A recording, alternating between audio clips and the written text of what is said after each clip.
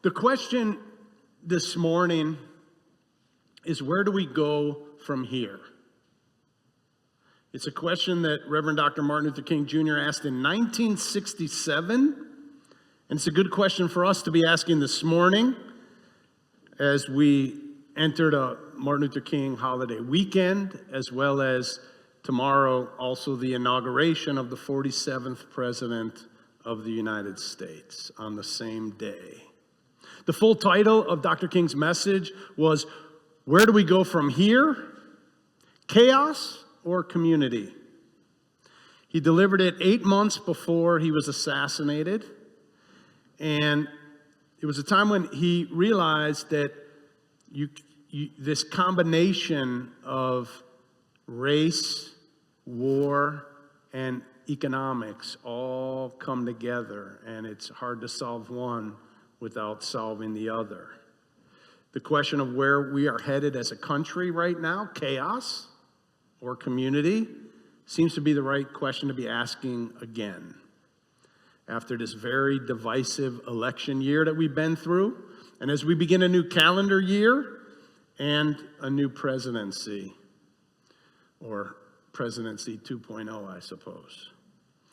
As divided as we are as a nation, there seems to be one thing that we all seem to be uniting around.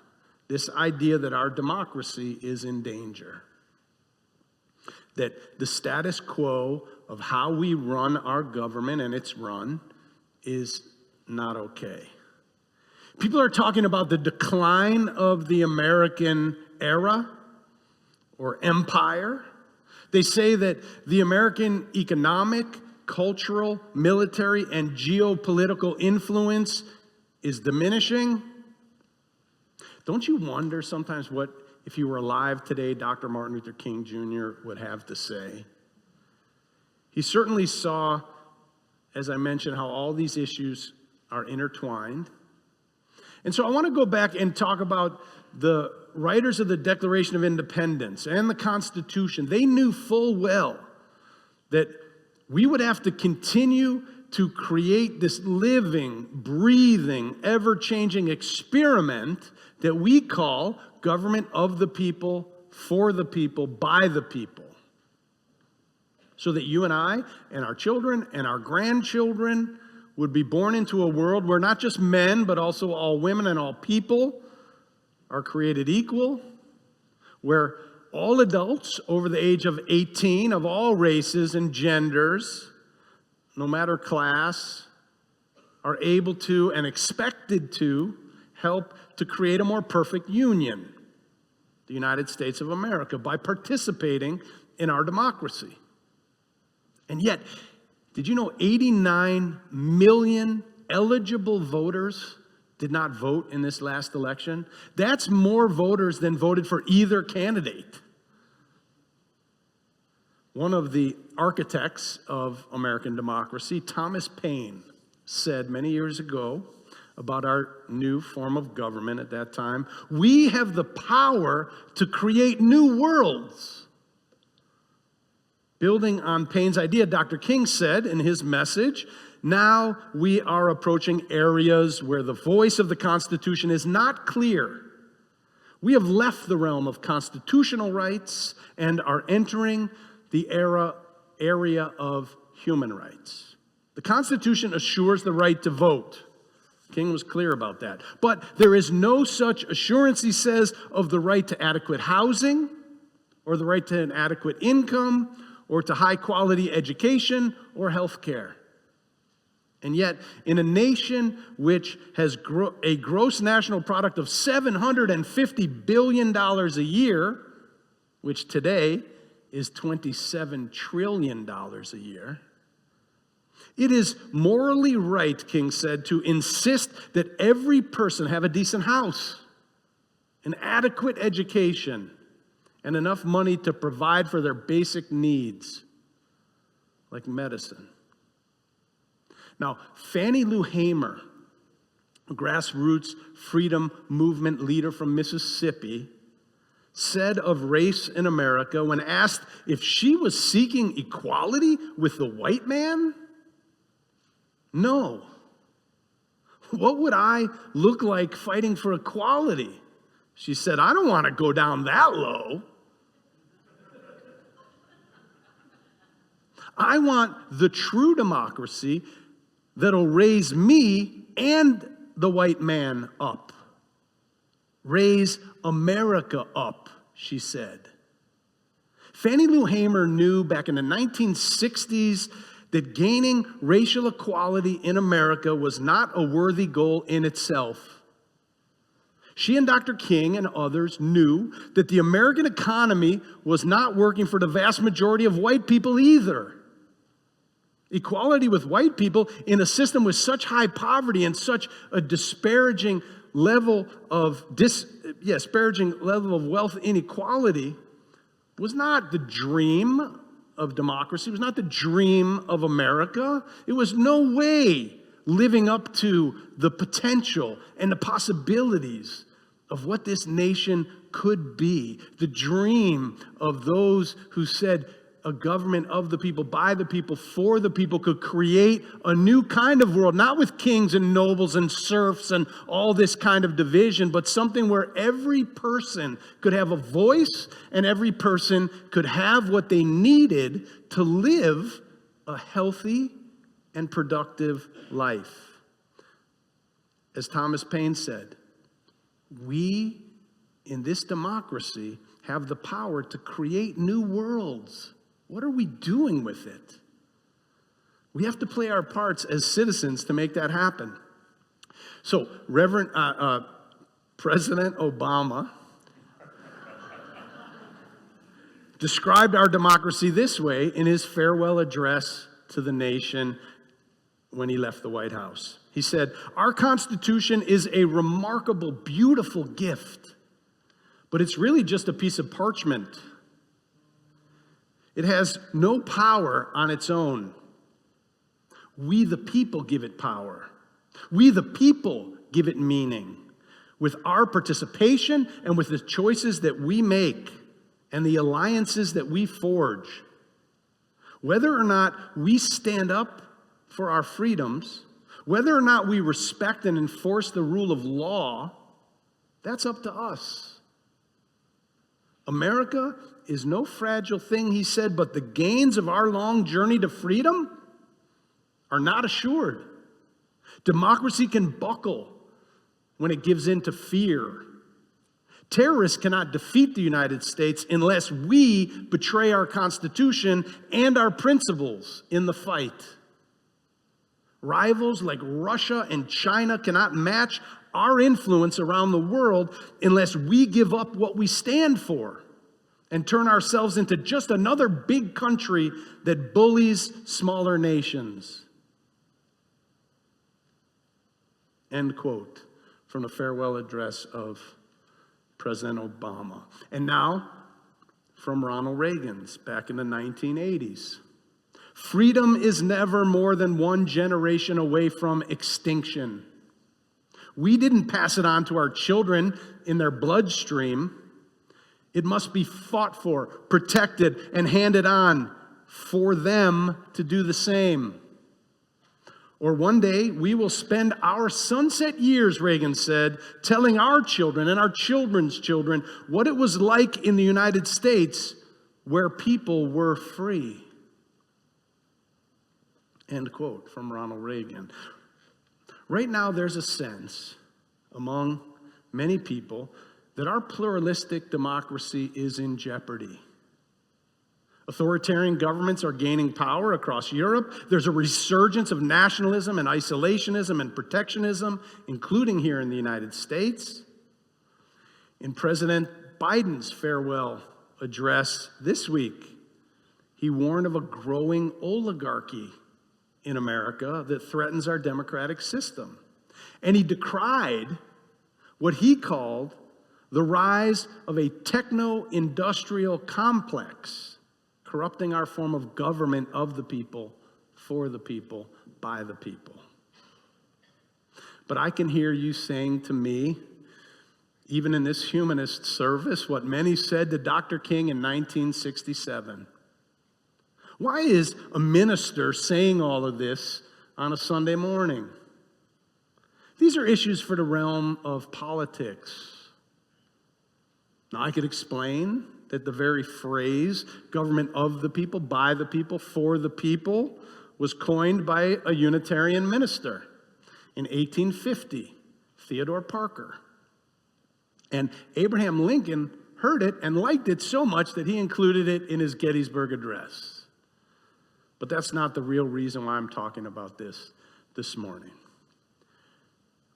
For our nation to be reborn and renewed, we need to be reborn and renewed. Now, I don't mean reborn like Christian fundamentalists talk about rebirth.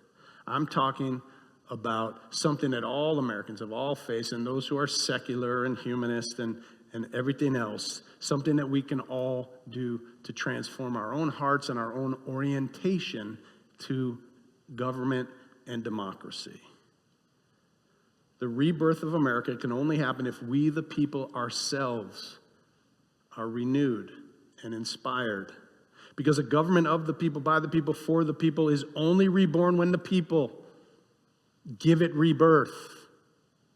We cannot have 89 million eligible voters sitting on the sidelines. Did you know that at the close of 2024, a few weeks ago, at the close, there were 813 billionaires in the United States, according to Forbes magazine. Now, those 813 Americans have more money than the GDP of every nation in the world, except for the United States and China. These 813 Americans have more money than the GDP of countries like Germany and Japan and India and Russia. Are you aware that 10% of Americans have 2/3 of the wealth of America. 10% has 2/3 of the wealth, and the other 90% share the last 1/3 of it. Now, I'm not against making money. I'm not against having a system where people can invent things and start businesses and make money and make a lot of money and live a great life. But there's an obscene amount of money being collected by a very, very small group of people right now in our country. In fact, if you're one of those 813 people or online, we're going to be raising money to renovate this church this year, and we definitely want your participation. We can help you, relieve you of some of that unbelievable. You know, I remember some years ago, I don't know what the number is now. It wasn't that long ago when they said that about $75,000 a year was where people's lives, where the happiness of money ran out. It's probably obviously a little higher now. But whatever that number is, they did all this research and said, you don't become more happy by having more money.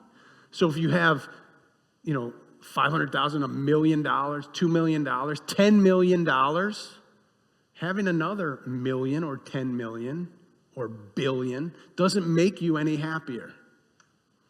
The point is that the concentration of wealth has become so extreme, so obscene, and the gap is growing and growing faster and faster. Where will we go from here? Will we let the trend continue and throw up our hands? What can I do? Or will we come together to do the noble work that is required for government of the people to ensure peace and prosperity for all? Will we choose community or chaos? And let me be really clear this morning. Our immigration system is a mess, but it is not the reason for this obscene inequality. Undocumented immigrants are being used as scapegoats to take people's eyes off the real causes of inequality in America. We need to do better at securing our borders. There's no question about it, but it's not the reason that our schools are underfunded, or that our Social Security is underfunded, or why our national debt is so high. Remember, 813 people have more money than the entire country's GDP of Russia and India combined. Those countries have over 1.4 billion people in them. They have large militaries with nuclear weapons. They have entire education systems for the 1.4 billion plus people. They have major industries, including oil and gas. And 813 Americans have more money than those countries' GDP combined. It's way more money than 813 people could possibly spend in a lifetime, and their kids' lifetime, and their grandkids' lifetime. It makes no sense. Well, our schools are underfunded. We don't have health care or child care for millions of Americans. And even many who do have health insurance now feel that their health insurance isn't covering all the things that they need. To the point where many are cheering on a vigilante murderer who killed a CEO of an insurance company in cold blood. Will we choose community or chaos? On this Martin Luther King weekend, I will make the point that he made in 1967. America must be born again, must be renewed. Based on this recent election, it appears that our country is entering a period of profound change. Listen to these words from Dr. King. He could have written this today. He urged us to become creative dissenters, to hold the country to a higher destiny. He knew that America could be an amazing nation, and it's in our hands. He urged us to make sure that America is born again. And we have a lot of work yet to do, and it can feel daunting and overwhelming. Some have said that we're entering a dark time in America. Many have said our democracy is dying. A young, sick woman and mother named Valerie Cower has said, we may be entering a dark time in American history or even world history right now. But the mother in me, she said, asks, what if? What if this darkness is not the darkness of the tomb? What if it is the darkness of the womb? What if our America is not dying, but a country that is waiting to be born? What if the story of America is one long labor? What if our grandfathers and our grandmothers are standing behind us now? The ones who survived occupations and genocide, slavery and Jim Crow, detention camps, discrimination, emigration, immigration, and general migrations, potato famines, and political assaults. What if they are whispering in our ears today, coaching us? What if this is our nation's great transition? What does the midwife tell us to do? Cower asks, breathe and push. She says, it feels like you're dying when you're in transition, but you're not. You're giving birth to something new. Breathe and push. It feels like you can't, she says, but you can. You are. If we're going to give birth to this new America, we need to breathe deep and push hard.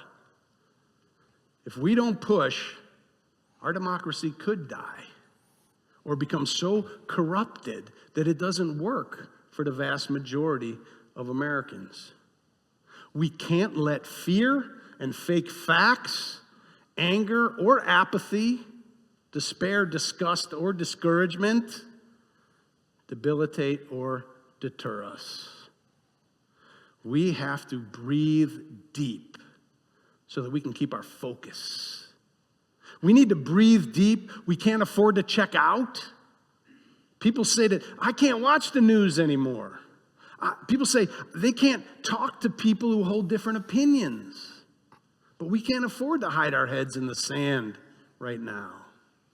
America needs to be born again, renewed, restored, live up to what it's been said and hoped to be. This can't be the tomb of our democracy, not on our watch. We can make this the womb. Thomas Paine, when he helped create this democracy, he said that with it we have the power to create new worlds. Let's use it. Our job is not to fret and fear and give up hope. Our work is to labor to give birth to the new America, a renewed America. What does the midwife say? Breathe and push. On the spiritual side, if we haven't learned it already, we're going to learn how to breathe.